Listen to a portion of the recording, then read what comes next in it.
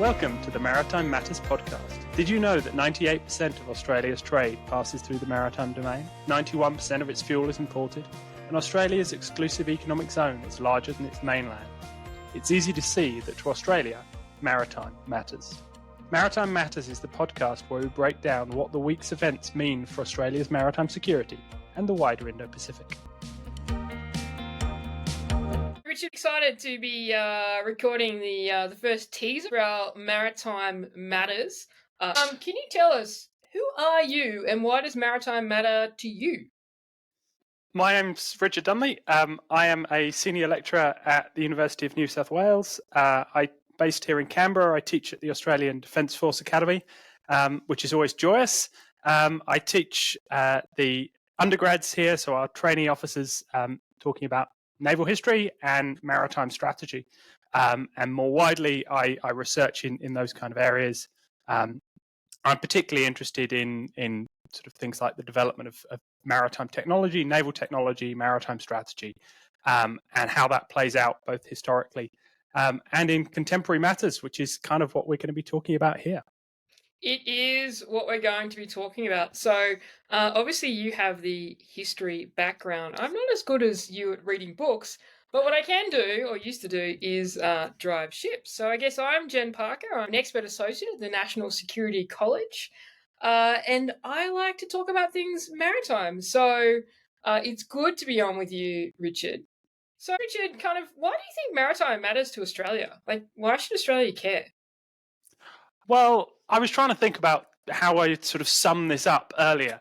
And I guess one of the things that I always come back to is a comment that sort of T.B. Miller, one of the sort of foundational Australian sort of strategic thinkers, talks about how Australia is an island continent, but it's an island first and a continent second.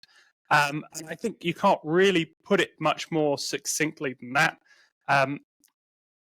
Australia will always be an island. It's sort of geostrategic circumstances will always be shaped by the maritime domain that surrounds it. And we've already thrown out some figures at the beginning of the podcast to talk about why things like trade, for example, matter hugely to Australia.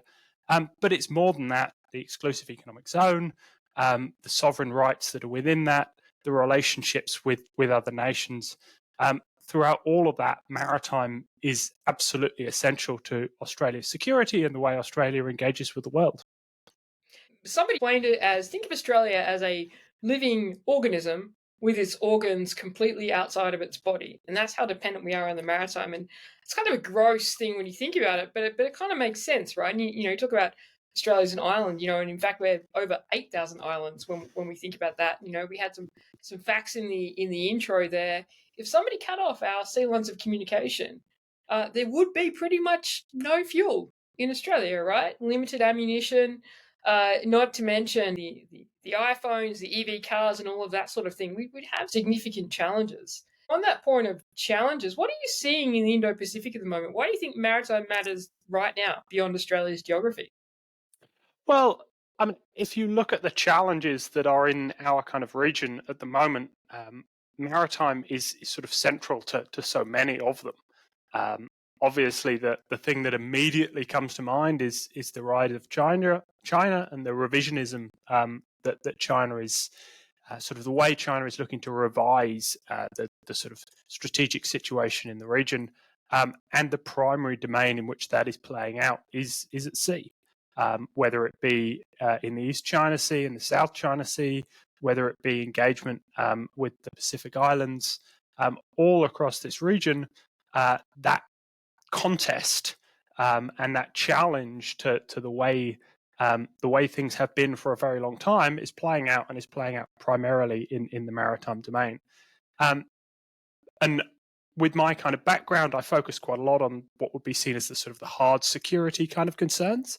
But I think if we then sort of shift perspective and think more about what would have been known as sort of non-traditional security, human security, other types of issues, whether it be illegal fishing, whether it be climate change, whether it be sea level rise, there's a whole host of other factors which have the potential to have very significant effects on Australia's security, on the security of the region, again, which are very much focused on the maritime domain. So the DSR, the Defence Strategic Review, is really focused in on maritime, and I think that is something that is unsurprising, but is sort of good to see.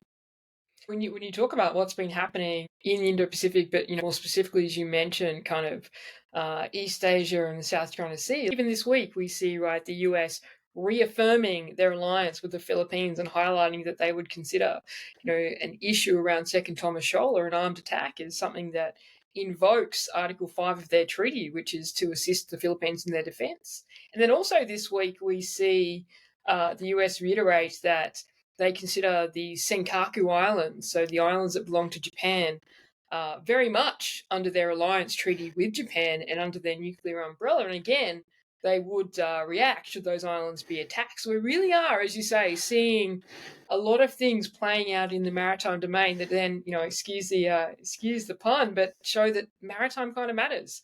So I guess kind of we've talked about maritime matters, I think maybe 10 times, not as many times as integrated as mentioned in the Defence Strategic Review, but getting up there. So what are we going to be talking about weekly on our Maritime Matters podcast? What can people look forward to? So we're going to be talking about the issues which crop up on sort of during the week, primarily obviously with an Australian focus. So we're going to be talking about things like the developments in AUKUS, things like developments in terms of the surface fleet. So that side of things, but also looking out at the region more broadly, and thinking about how some of exactly the sorts of issues that you've just raised that have occurred in the last week, how they play out both broadly and also particularly thinking about how they affect Australia. So I guess keep an eye out for Maritime Matters. It'll be dropping weekly, talking about, as Richard mentioned, what are the key issues from the last week and how is that affecting Australia and the wider Pacific in the maritime domain. Thanks, Richard. Thanks, Jen. Good to chat.